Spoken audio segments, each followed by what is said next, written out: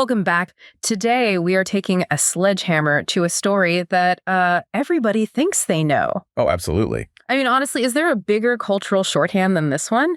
You have a mood swing, and you're Jekyll and Hyde.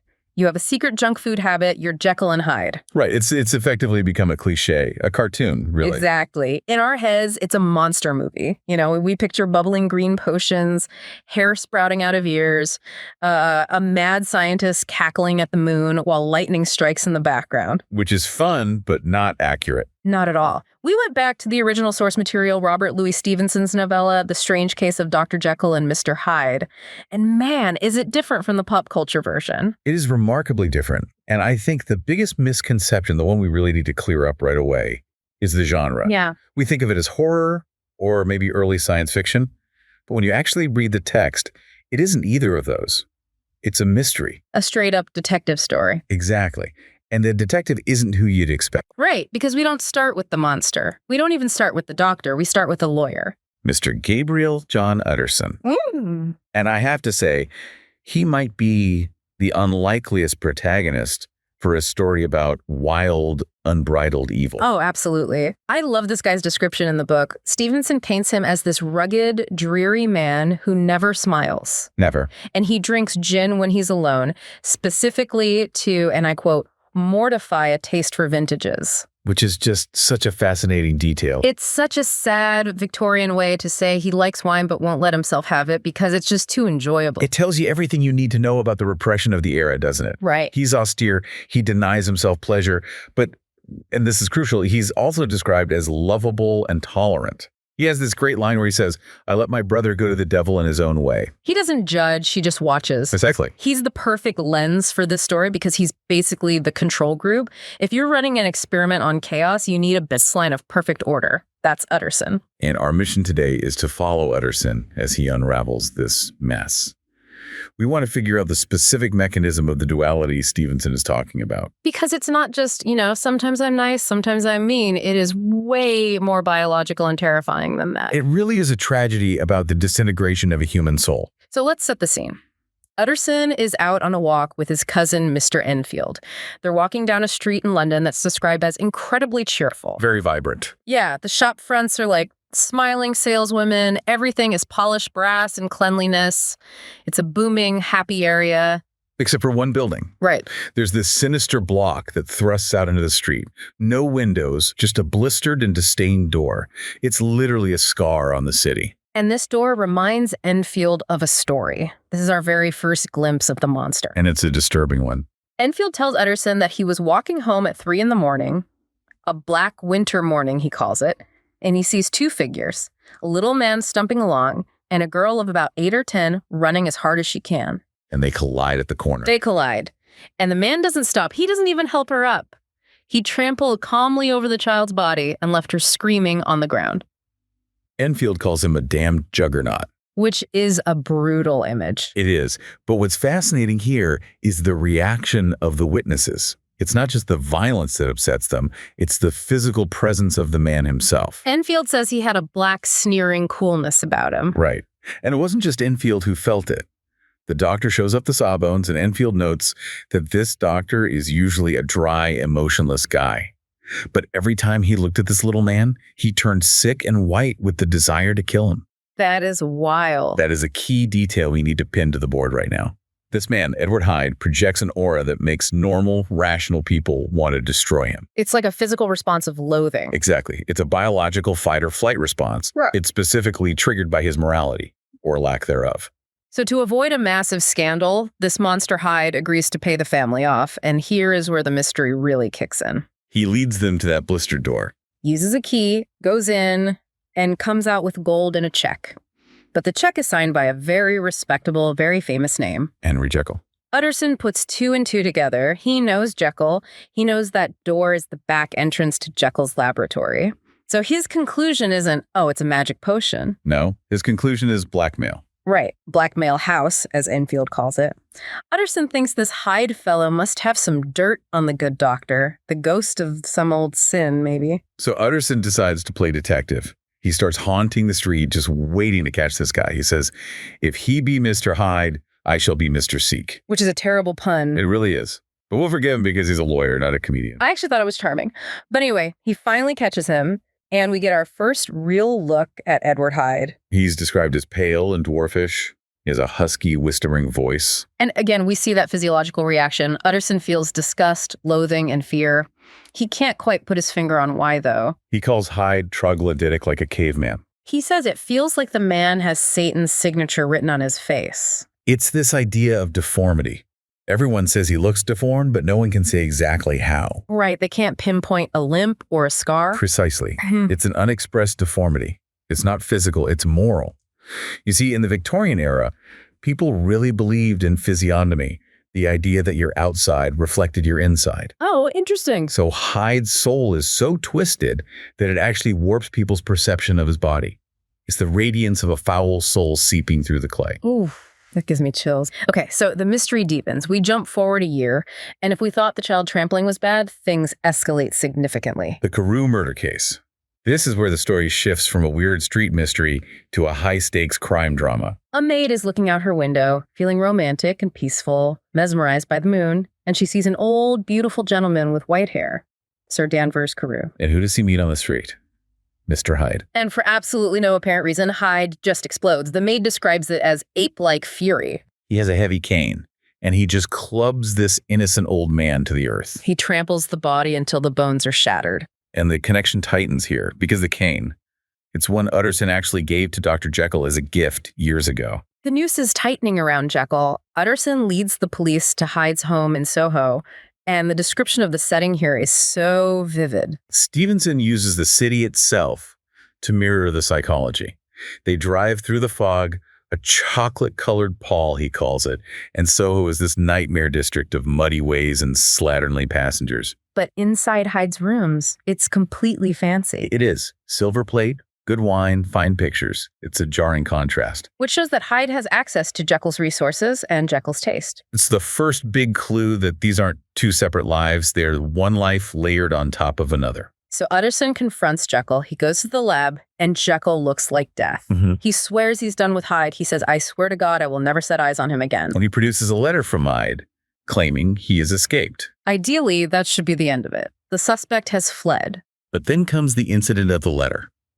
Utterson shows this letter to his head clerk, Mr. Guest, who happens to be a handwriting expert. And just as they're looking at it, a servant brings in a dinner invitation from Jekyll.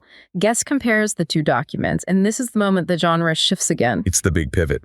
Guest says, the two hands are in many points identical, only differently sloped. Utterson's reaction is pure horror. He thinks Henry Jekyll forged for a murderer. He thinks Jekyll is covering for Hyde. He still doesn't realize they are the same person. No. To Utterson, this is still a story about a good man being manipulated and destroyed by a criminal friend. But then the unraveling begins in earnest.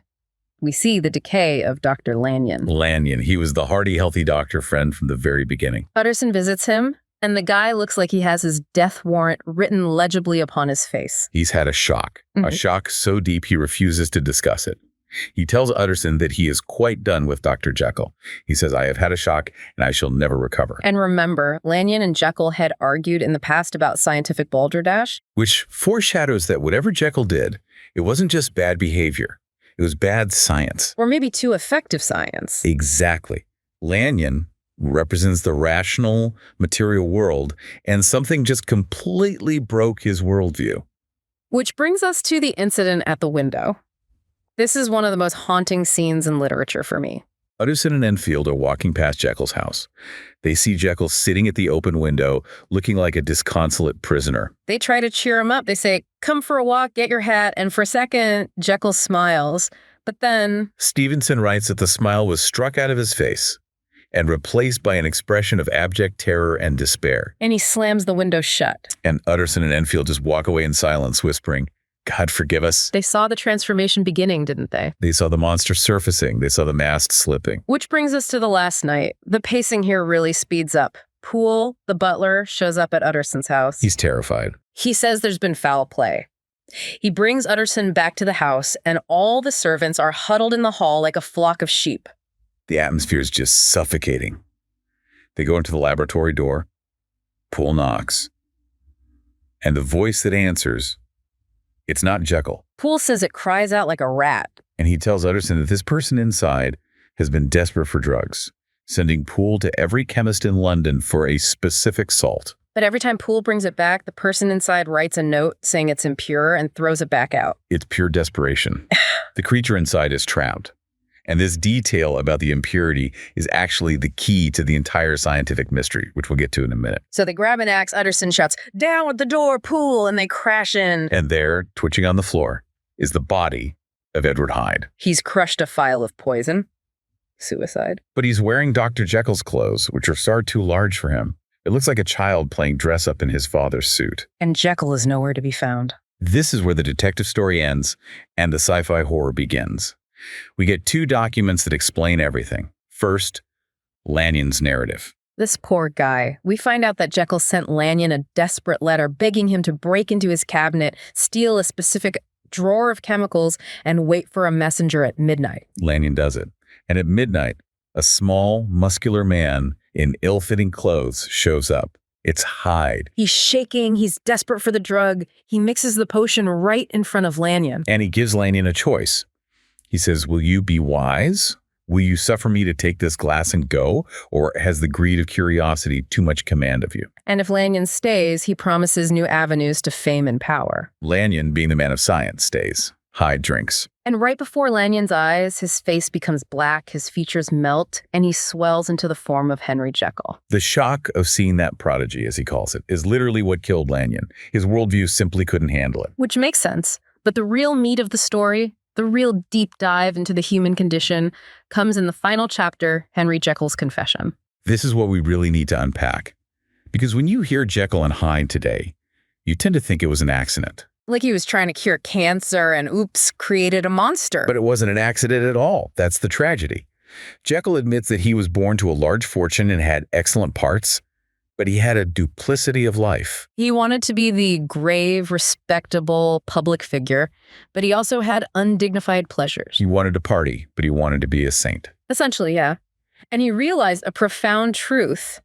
Man is not truly one, but truly two. He believed that if he could just separate these identities, the just could walk steadfastly on the upward path, and the unjust might go his way in sin without guilt. He wanted to outsource his sins. He wanted a designated driver for his bad behavior. He wanted to segregate his soul, so he creates this tincture. And he makes a very important distinction here. The drug was not diabolical. It didn't create evil. Exactly. It simply shook the doors of the prison house. It released the prisoner that was already there. Let's talk about that prisoner. Why is Hyde so small? Why is he described as a dwarf? This is Stevenson's genius at work. Jekyll theorizes that his evil side was less robust and less developed than his good side because he had lived a life of effort and virtue. His evil was stunted. So Hyde is small because Jekyll didn't use him as much, like a muscle he skipped at the gym. That's a great way to put it. But while Jekyll was a mix of good and evil, Hyde was unique.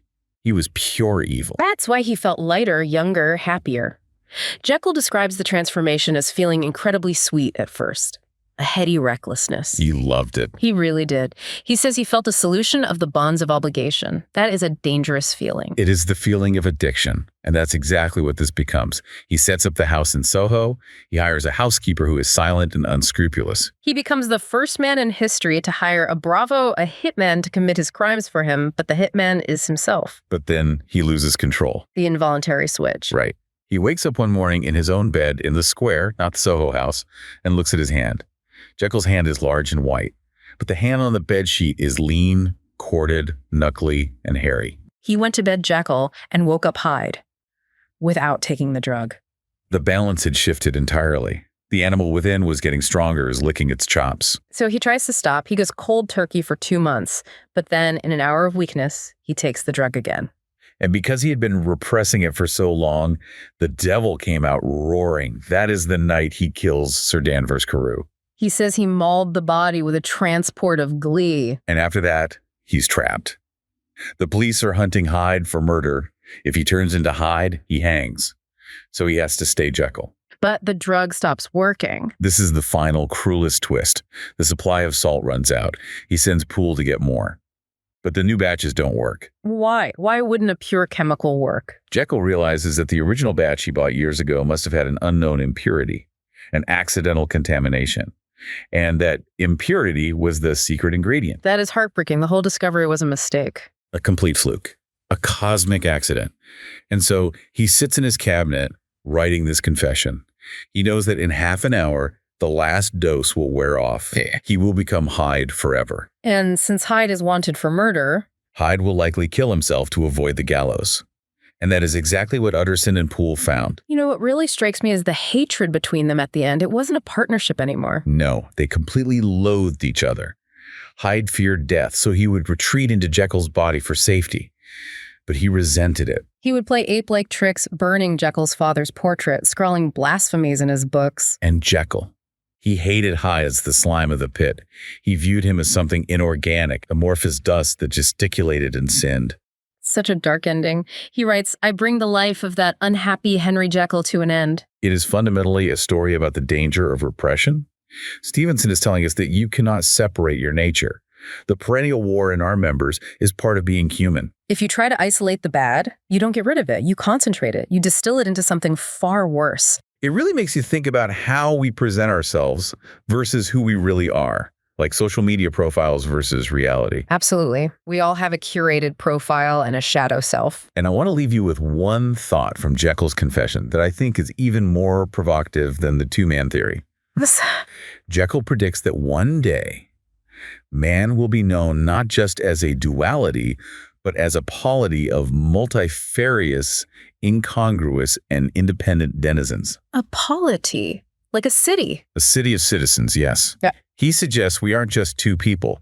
We might be a collection of dozens of competing identities, all fighting for the steering wheel. So we aren't just Jekyll and Hyde. We're a whole committee meeting gone wrong. And hopefully the rational ones have the majority vote. Now that is a scary thought to sleep on. Thanks for joining. Always a pleasure. We'll see you next time. Try to keep your other selves in check until then.